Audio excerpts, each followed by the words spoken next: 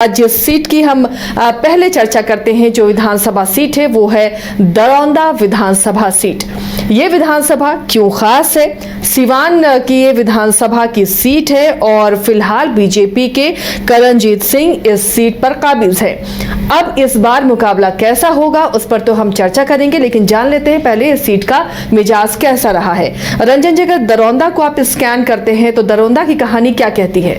देखिए, दरौंदा विधानसभा एक नई विधानसभा की सीट है। नए परिसीमन 2008-9 के अनुसार इसका गठन किया गया और 2010 में यहाँ पर पहला चुनाव हुआ। ये सामान्य सीट है, लेकिन इस छोटे जो कालखंड रहा है उसमें राजनीति के बहुत सारे रंग जो है इस दरौंदा विधानसभा क्षेत्र में आपको देखने को मिलेंगे। यहाँ पर चुनावी मुकाबलों में एक परिवार का दबदबा दिखा है, तो बागी भी दिखे हैं, बगावत भी हुआ है और बागी प्रत्याशी भी चुनावी मैदान में उतरे हैं। अगर यहाँ पर पुरुष विधायक चुने गए हैं तो महिला विधायक भी चुनी गई हैं और इनफैक्ट आप कहिए तो जो पहली यहाँ की विधायक हुई वो महिला ही हुई। यहाँ पर एक तरफा मुकाबला हुआ तो क्लोज फाइट भी देखने को मिली है। तो कुल मिलाकर अगर आप देखें तो यहाँ जातीय समीकरण का भी असर दिखता है और व्यक्तिगत प्रभाव भी काम करता हुआ, वर्क करता हुआ दिखता है। तो एक दिलचस्प विधानसभा क्षेत्र है और इस विधानसभा क्षेत्र में देखिए, ये जो अभी तक हुए आम चुनाव तो हुए ही हुए, इस छोटे से कार्यकाल में दरौंदा विधानसभा के दो उपचुनाव भी हो गए। तो अभी तक जो है यहाँ पर 5 चुनाव जो है वो हो चुके हैं, जिसमें जेडीयू को 3 बार सफलता मिली है, बीजेपी को 1 बार कामयाबी मिली है और निर्दलीय भी 1 बार चुनाव जीतने में सफल रहे हैं। हम 2010 से शुरू करते हैं, जब यहाँ पर चुनाव हुआ था। जगमातो देवी जेडीयू की प्रत्याशी थी। इससे पहले वो रघुनाथपुर से भी 2 बार विधायक रह चुकी थी। तो जब दरौंदा विधानसभा क्षेत्र बना तो रघुनाथपुर से यहाँ शिफ्ट हुई और अपने पहले चुनाव में जगमातो देवी ने जो है वो जीत हासिल की। उनको 49,115 वोट मिले, 44.31% वोट। और जो आरजेडी के प्रत्याशी थे विनोद कुमार सिंह, उनको 17,890 वोट आए और कांग्रेस के विजय शंकर दुबे 8,399 वोटों के साथ तीसरे स्थान पर रहे। उनको 7.5% वोट आए। तो जगमातो देवी ने जो है यहां पर जीत हासिल की, बड़ी जीत हासिल की 31,135 वोटों की। तो जो हम बात करते हैं कि एक परिवार का यहां पर दबदबा दिखा, तो वो जगमातो देवी का ही परिवार है। जगमातो देवी का जब निधन हो जाता है तो उनकी बहू कविता सिंह जो है यहां से चुनावी मैदान में उतरती हैं। उनके सामने परमेश्वर सिंह आरजेडी से प्रत्याशी थे और ये चुनाव 2011 में हुआ था। तब कविता सिंह को 51,754 वोट आए और परमेश्वर सिंह को 31,662 वोट आए। कांग्रेस की कलिका सिंह, उनको 4,238 वोट मिले। तो यहां पर भी एक बड़ी जीत कविता सिंह के नाम हुई। 20,092 वोटों से वो चुनाव जीतने में सफल हुई। 2015 में महागठबंधन आकार ले चुका था, जेडीयू आरजेडी कांग्रेस साथ में थी, तो ये सीट जो है जेडीयू को गई और कविता सिंह जो है वो यहां से प्रत्याशी बनाई गई। उनको 66,255 वोट मिले, मतलब 43.6% वोट। और इस बार जो है आपको एनडीए से जो है जितेंद्र स्वामी बीजेपी के प्रत्याशी के तौर पर चुनावी मैदान में उतरे। उनको 55,033 वोट मिले, 53,033 वोट मिले, माफ कीजिएगा। वो उमाशंकर सिंह के बेटे हैं, तो उनका भी जो राजनीतिक विरासत उनके पास भी है। उनके पिता उमाशंकर सिंह महाराजगंज से से सांसद भी चुने गए और जो है कई बार के विधायक भी हैं। तो उन्हीं के बेटे जितेंद्र स्वामी थे, लेकिन चुनाव नहीं जीत सके, उनको 35% वोट ही आए। तो कविता सिंह जो है 13,222 वोटों से जो है इस चुनाव को जीतने में सफल रही और शैलेंद्र कुमार यादव जो हैं वो आपको तीसरे स्थान पर रहे। इसके बाद 2019 में चुनाव होता है, क्योंकि कविता सिंह सांसद चुन ली जाती हैं, लोकसभा का चुनाव लड़ती हैं और चुनाव जीत जाती हैं। तो उसके बाद जो है फिर से एक बाई इलेक्शन 2019 में होता है और इस बार कविता सिंह के पति अजय सिंह जो है वो यहाँ पर जेडीयू के टिकट पर चुनावी मैदान में जो है वो उतरते हैं।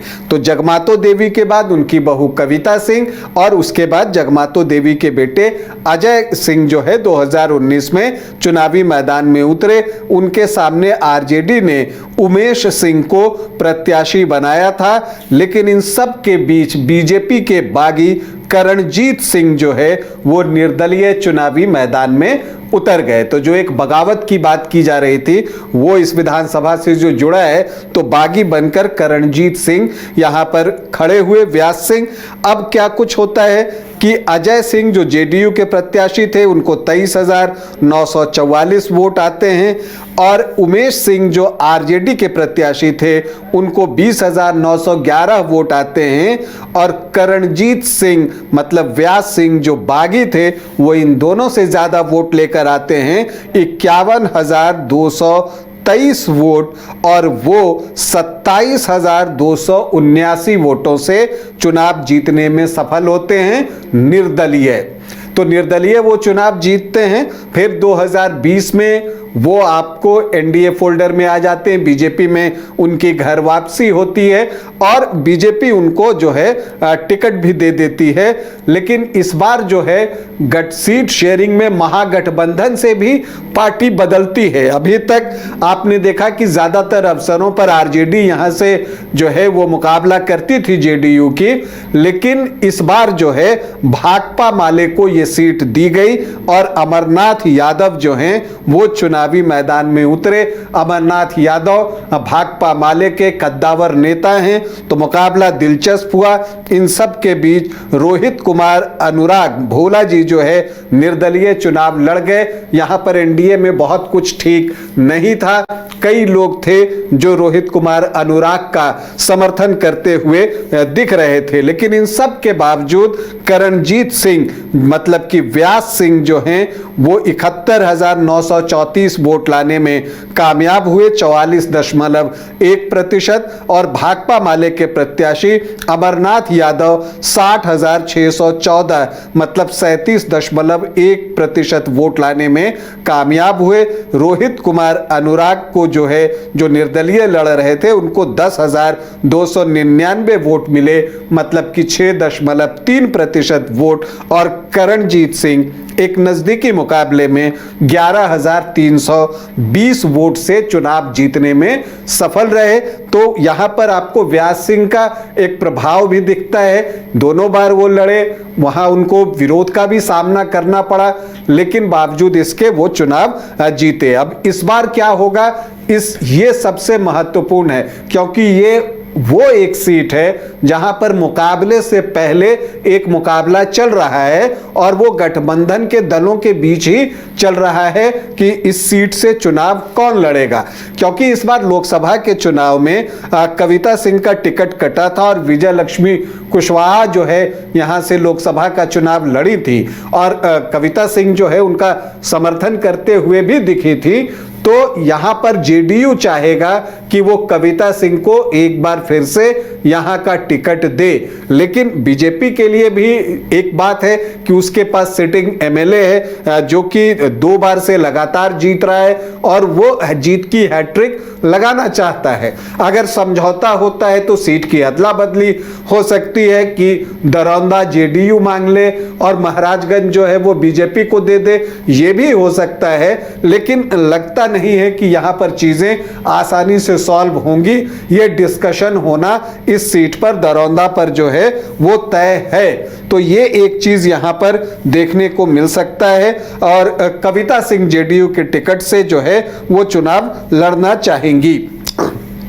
इसके बाद अगर हम बात करें कि महागठबंधन से कौन कौन दावेदार हैं, तो अमरनाथ यादव का पहला दावा बनता है, क्योंकि पिछला चुनाव उन्होंने मजबूती से लड़ा था। दूसरी बात ये कि वो भाकपा माले के बड़े नेता हैं, तो आप इतनी आसानी से उनसे सीट नहीं ले सकते।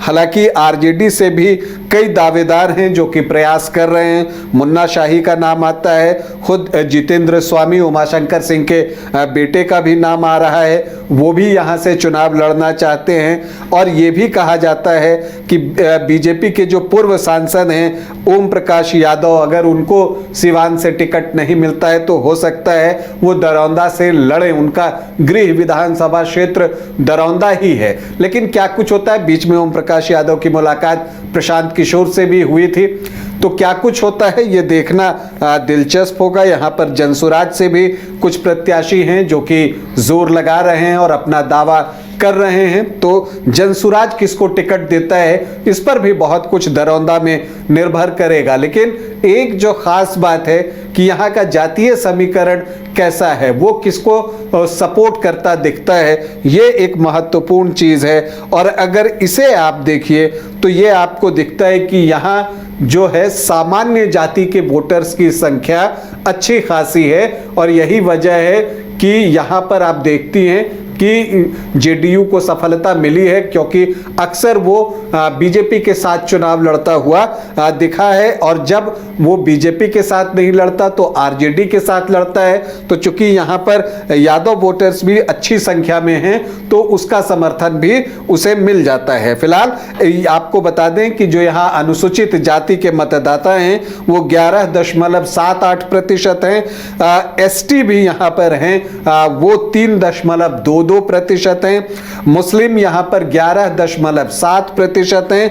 यादव 13.5 से 14.5% के आसपास हैं। तो ये 25 से 26% का एमओवाई का चंक तो बन जाता है। लेकिन फिर अगर आप देखें तो राजपूत 11 से 12%, भूमिहार 7 से 7.5% और ब्राह्मण भी इतने ही 7 से 7.5%। तो ये 26-27% का चंक जो है वो इधर सामान्य जाति का बन जाता है, जो एमओआई को इक्वेट करता हुआ यहाँ पर दिखता है। इसके अलावा कोयरी कुर्मी धानुक देख लें तो 10 से 11%, वैश्य भी 13 से 13.5% के आसपास हैं। और अदर ओबीसी ईबीसी 10 से 11% जो हैं वो इस विधानसभा क्षेत्र में हैं। तो समीकरण आपको एनडीए को सपोर्ट करता हुआ दिखता है। तो यहां पर स्ट्रैटेजी क्या हो सकती है? अगर आप यादव कैंडिडेट देते हैं तो वो एमओआई से ही कैंडिडेट होता है, उन्हीं वोटों को कंसोलिडेट करता है। तो यहां पर अगर आरजेडी या महागठबंधन को इस सीट को ब्रेक करना, इस समीकरण को ब्रेक करना है, तो उनको एनडीए के परंपरागत वोटर्स में सेंधमारी करनी होगी। क्योंकि देखिए अगर भाकपा माले यहां से लड़ता है तो जो एससी वोटर्स हैं और जो आपको 10-11% ओबीसी ईबीसी हैं उसमें से ज्यादा हिस्सा भाकपा माले की तरफ चला जाता है और एमओआई उसके साथ होता है। लेकिन इतना काफी नहीं है जीत के लिए। उनको जो एनडीए के परंपरागत वोटर्स हैं, चाहे आप राजपूत कहिए, भूमिहार कहिए, ब्राह्मण कहिए, कोयरी कुर्मी धानुक कह लीजिए, वैश्य कहिए, वहां पर उनको सेंध लगाना होगा और बड़ा सेंध लगाना होगा। तभी जाकर जो है इस सीट पर जो है परिणाम बदला जा सकता है। और इसलिए आप देखते हैं कि जो अब तक यहां पर 5 चुनाव हुए हैं उसमें एक बार भी राजद का नाम नहीं आता है, या महागठबंधन में एक बार जेडीयू ने यह सीट 2015 में जीती थी, क्योंकि फिर वो कुर्मी कुशवाहा और धानुक का जो ये रहता है उस चंग के वोट एमवाई के साथ जब जुड़े थे तो वो जीत मिली थी।